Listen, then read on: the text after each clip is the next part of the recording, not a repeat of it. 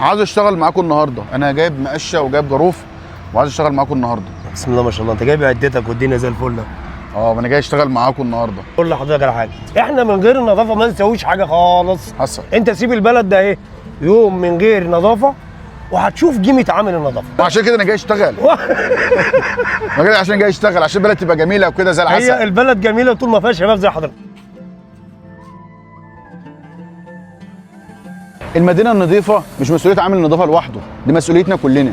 احنا مش بننظف الشارع بس، احنا بنوصل رساله. والله يا باشا المفروض الناس اللي احنا بنراعيها في الزباله المفروض يقعدوا واحنا عاملين سلات يحطوا فيها اكتر من كده. فيه زمان كنا بنرمي الزباله في الارض، بس دلوقتي الصناديق متوفره في كل مكان. بيبقى بشوف ناس مثلا ان هي حاطط الزباله بتاعته دي زبالتك طالعه من بيتك، يحطها على ظهر العربيه من ورا، مع اول مطب تيجي واقعه. انا عاوز والله